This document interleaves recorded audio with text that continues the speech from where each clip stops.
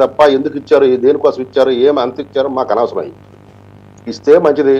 కాకపోతే విజయవాడ వరద సహాయాలు ₹1 కోటి సహాయం లాంటిది అయితే మనం చేయగలిగింది ఏం లేదు. ఇక్కడ మనం ఒకటి మాట్లాడుతూ నేర్చుకోవాలి.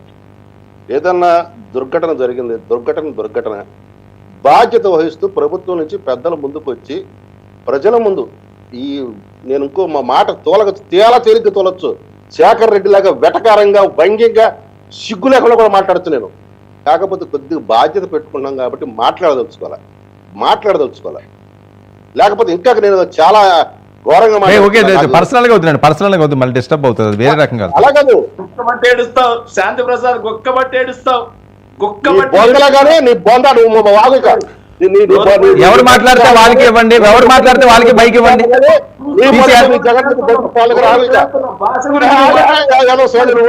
ఓకే వెయిట్ అండి డిబేట్ లో సాగించండి. నన్ను కుక్క పెట్టించడానికి నీ బ్రతుకు మీద మీరు మగాళ్ళైతే వినరా బాబు, వినరా మగడా మీరు మగాళ్ళైతే మీ వైసీపీ వాడు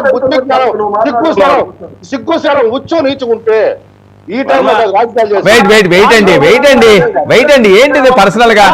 వెయిట్ డిబేట్ లో చేయండి. వెయిట్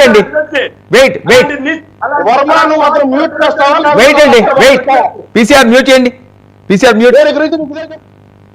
ఇద్దరిని మ్యూట్ చేయండి. ఆనంద్ సార్ గారు,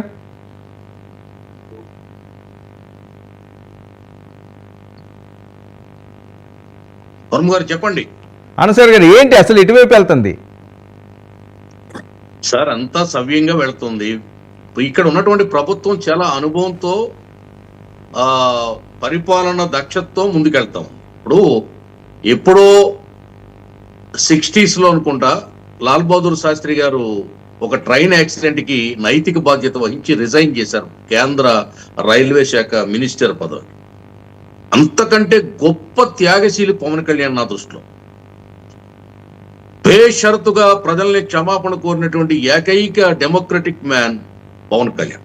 అప్రిషియేట్ చేయాలి, ఎవరైనా అప్రిషియేట్ చేయాలి. నాకు లాల్ బహదూర్ శాస్త్రి గారు గుర్తుకొచ్చింది. అంటే ఇది బాధ్యత, నైతిక బాధ్యత.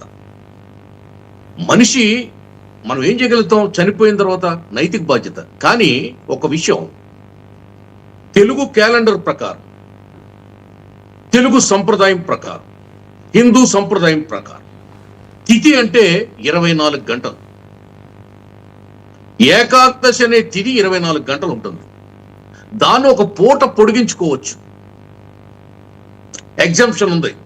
కానీ 2022లో ఈ వైసీపీ ప్రభుత్వం నేతృత్వంలో ఉన్నటువంటి పాలక మండలి 13 రోజులు ఈ వైకుంఠ ఏకాదశి ఉత్తర ద్వార దర్శనాన్ని పెట్టి వ్యాపారం చేసిందంటే ఆ పాపం వీళ్ళది కాదా? ఆ తప్పిదం వీళ్ళది కాదా? ఆ అపచారం వీళ్ళది కాదా? బుకాయిస్తారేంటండి వీళ్ళు? మీరు ఇటువంటి తప్పుడు పనులన్నీ కొండ మీద చేసినందుకే కదా 11 సీట్లకు పరిమితం చేసి ప్రతిపక్ష హోదా లేకుండా మిమ్మల్ని పాతరేసింది ప్రజాస్వామ్యం. ఓకే ఆనంద్ సార్ గారు ఒక్క నిమిషం. శాంతి ప్రసాద్ గారికి వేరే డిబేట్ ఏదో ఉన్నదట. శాంతి ప్రసాద్ గారు. వర్మ గారు మీకు ఇదే చెప్తున్నాను, ఇదే ఆఖరిగా చెప్తున్నాను. ఇక నుంచి ఎవరు పడితే వాళ్ళు